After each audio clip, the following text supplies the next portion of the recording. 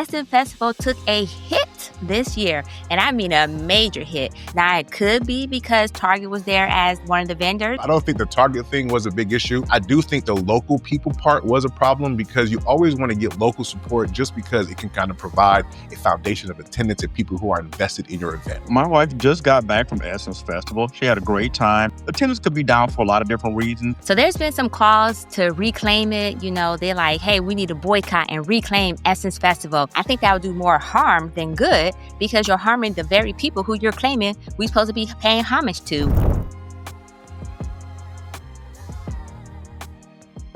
Speaking of anti-Black, but is it really anti-Black? I don't know. The jury is kind of still out on that, especially when it comes to spending vacation money.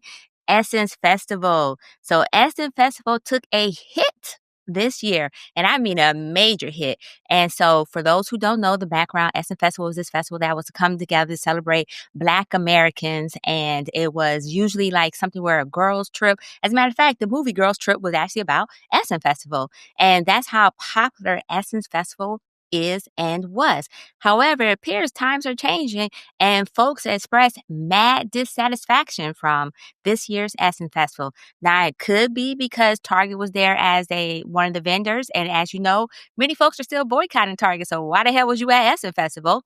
Or it could be the fact that local vendors were not really invited this year because it seemed to be more corporate. Or it could have been the fact that it was apparently a West African vibe versus a Black American vibe. I'm not quite sure, but the question on the floor today is Essence Festival still the essence of Black culture? My wife just got back from Essence Festival. She had a great time. So her and I talked about it. I wanted to get her perspective. She said she didn't really see like an overt amount of, I guess, African representation. She said you could see it around, but it didn't stop the vibes. She said everybody had a great time. It was, no foolishness. Everybody was, having just really good Black excellence, Black fun. Of course, Erykah Badu did not start on time, if that's what you were looking forward to. But she said it was great, and attendance could be down for a lot of different reasons, as you pointed out. But she said it was still a great experience, and it may just be an internet talking point. So that was my firsthand account from somebody who was there. Hold on. Internet talking point, right? Okay, so I guess people saw the video where Lauryn Hill was performing to a crowd of 300 people in almost an empty place. She went on like about 2 hours after she was supposed to. Stephanie Mills came out with a letter also just, I guess, not happy with the execution of the events. People come for the stars. These are older folks too. What the fuck am I doing up at 3 o'clock in the morning? So we just, listen, I'm sure your wife had a great time because honestly, people who are good natured and good spirited, they're going to have a good time regardless of where they go, right? Especially if they're not really aware of everything going on. Now, I don't know if she's been multiple years to where she can say the attendance was down, but it sounded like you intimated that because there could be a lot of reasons why they were down. But the conversation, I think, goes deeper than, festivals are down overall, right? Because it wasn't about Africans being there. It's not like you're going to, there goes some Nigerians right there. Like sometimes you could tell, I guess, right? But it's not like are the Africans there? Now that may be where the problem lies, I think, from an attendance standpoint, and I'm going to talk about that in a second.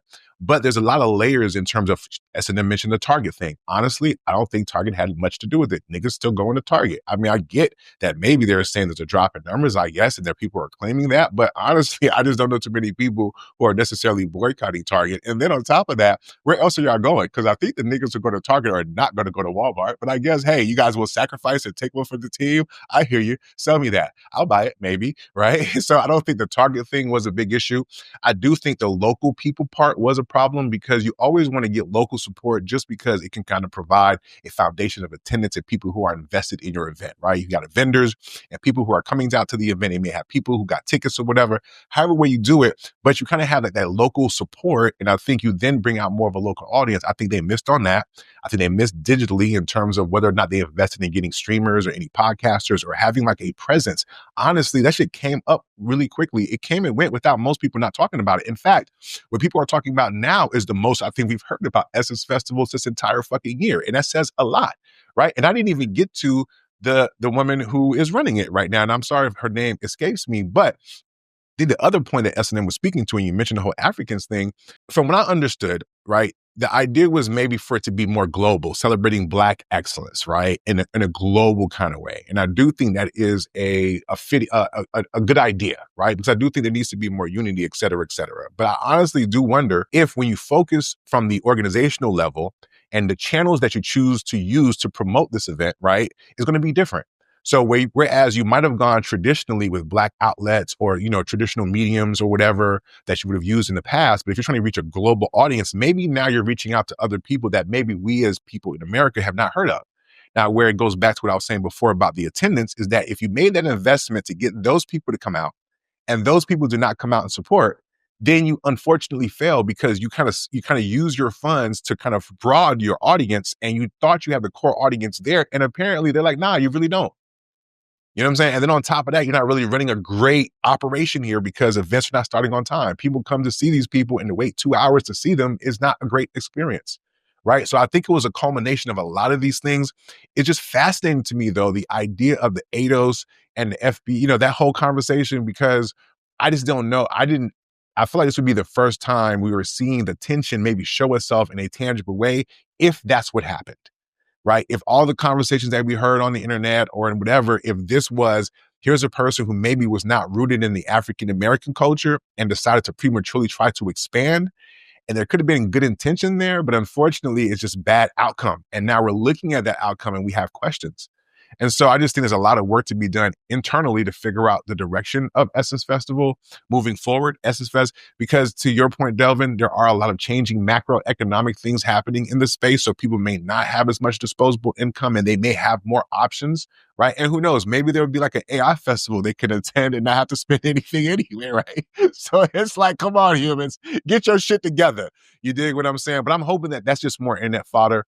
I hope that we as Black people recognize, especially here in America, that it's more important for us to unite with others than divide from others. I do get that there are real issues that need to be talked about, but I just feel like sometimes maybe the minor things get in the way of us doing major things.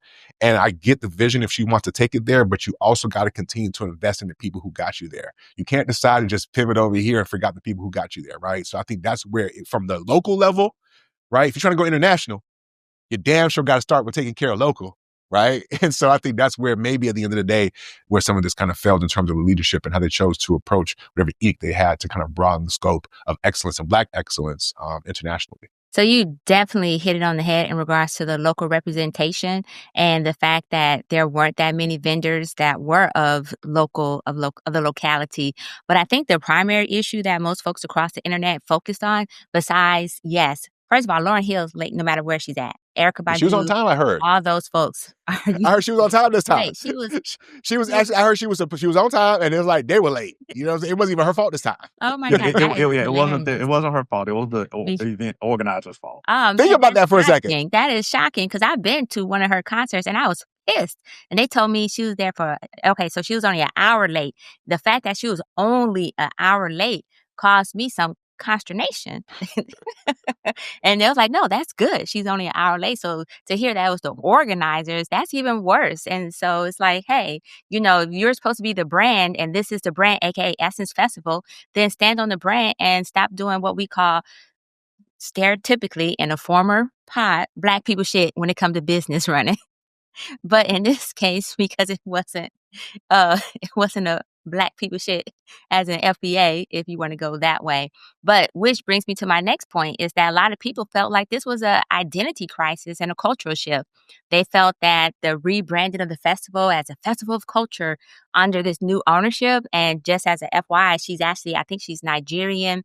And so I thought she was Kenyan. She might have been. Maybe she could have been Liberian. Let's get her name. Can we get her name just to be fair to the sister? Yeah, you're right. We should do that. Let me see. I think Delvin will look it up as our research analyst. Right? Yeah. I want to say she's Liberian. Yeah, I was going to say she might have been. Oh, we got Nigeria. We're doing great, guys. Why don't we stop? Why don't we stop throwing shit out there? Hey, this is good fodder here. This. Lord have mercy. But anyways, the point, you were right while he looks up the name, that she was trying to bring a broader global Black identity into this festival. And that included highlighting some of the other African, particularly West African elements. And some folks felt that it was at the expense of the Black American culture because that's where the roots are. And so folks was like that she failed to pay homage to the roots itself. And that caused some upset. Folks were upset about that. And so another thing that they really pinged on was the fact that attendance was definitely lower and engagement was lower. They're like the energy was not the same as it usually is. They felt that the energy may have been low simply because of the cultural shift. So there's been some calls to reclaim it. They're like, hey, we need to boycott and reclaim Essence Festival. But I don't know exactly what that would actually accomplish and what that would do and why it would be a full out boycott of Essence Festival. As a matter of fact, I think that would do more harm than good because you're harming the very people who you're claiming we're supposed to be paying homage to, which is Black Americans. And if we're looking at the larger picture of being global, because we can't continue to exist in this insular vacuum, then what are we doing? Like, where are we going with this? What's the direction for that? And so I think that's another thing. The operational disappointments that you talked about, Nick, that's crazy though. That it was the organization who was behind schedule and whatnot. I think that's also a big part of it was the persistent scheduling delays, the production issues, and then compounded with the cultural misalignment. I think that all highlighted everything that everybody had a problem with in the first place. But let's not pretend that this festival has been going down for some time. Let's not pretend that it wasn't slightly on the decline for other reasons that may be outside of the fact that this now has new ownership. I would just say this. I'll just land here. I think that what was intended to be a more inclusive global celebration of Black culture and Black excellence and so forth lost the essence simply because it abandoned some of the roots in the Black American female empowerment and the local community heritage, the heritage being New Orleans and whatnot. And so that kind of resulted in disillusionment. It resulted in declining turnout and a call to shift back to the roots and its original core. But I don't know. Yeah. I think we're missing something when we decide if we can't evolve and be more inclusive about certain things. It's not like we're saying, hey, let's open it up to everybody in regards to the culture itself. But I think we're, My name's Baraku Tubman Zawalo.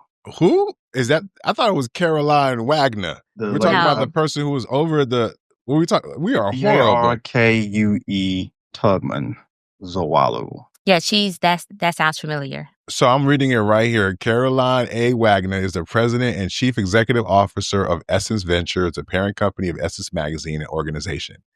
I believe she was the one that's being called out in terms of the direction they're going in. So we'll come back to that. If we messed it No, up, it's the owner. I think she sold it to this person who Devin was speaking of. Oh, okay. It's All actually right. the chief global strategist for Essence Ventures, chief community officer at Essence Ventures. So that maybe you're right. Maybe the lady I'm pulling up. Essence Ventures, 2 hours ago, Essence Ventures CEO Caroline Wagner responds amid online scrutiny. It was in the link. The only thing I really needed was like where she was from. But okay, so we really, so we're the problem. We're part of the problem. Well, they are part of the problem. I'm not going to claim that, right? Let's be clear, because y'all was mentioning a bunch of different shit. Y'all could just let me down the hill of King. No, it's Liberia, it's Nigeria. I'm like, whoa. We started throwing out a bunch of names out there, and that's part of the problem. Right? If her job was to grow the shit, okay, the only way to grow is internationally. So I'm gonna shoot her some fucking bell real quick, okay? Because the fact of the matter is that like people love fucking Afro beats. Like it's one of the most like dominating culture music. So like what we gonna accept and not accept is part of the fucking culture. You watch BT Awards, are them niggas not there? Is Tyler not still making or Water, whatever fucking song she had? So I get it. Her misstep was that she did not invest equally or at least enough, I think, locally. And by locally, I mean both New Orleans and in terms of the culture, right? The culture here. And how you find culture is through podcasts, for example. There are certain podcasters who are tapped into culture that help bring culture. Streamers are a big thing now. Even the NBA is getting into bed with some of the younger streamers. In fact, Kai Cenat, one of the youngest guys out there in the streaming world, is killing it. He's on Time Magazine because a lot of things are moving and skewing in certain different directions. So if you don't make the investments in those areas, you didn't see anybody for real, right? There wasn't those traditional tie-ins. And also, let's be honest, after Trump got into office, maybe there was less corporate money to go around too at the same time. So I get that we want to point at the sister. I get that, but her mandate was growth.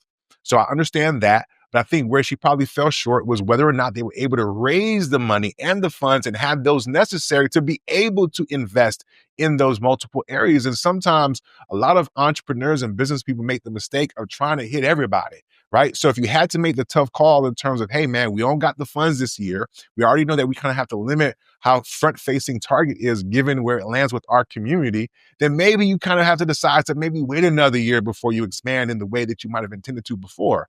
Right? But that's not what happened. And so hopefully they'll learn from this and be able to grow from this. And we wish them well. You dig what I'm saying? But it was not a good look. And not even so much just simply because of just the missteps or what we're talking or what people's I guess experience was, but rather the fact that this is what we're talking about afterwards, right? That's what I think ends up showing you how bad of a misstep this was this entire time. But anything else before we move on? Because I mean, speaking of events that women of a certain age flock to, right? So we were just talking about. I feel like we would see Dr. Cheyenne Bryan. Was she there this year? I'm surprised if she wasn't there. Who else was probably? Did they have Sarah Fortunat, whatever her name is, right? Was she there? I mean, if they did not, that's what I'm talking about, right? These are women who are part of the lexicon, the culture. I would think that they're also the age range, the target demo. We all saw Girls Trip, right? But that's not what this conversation is about, though.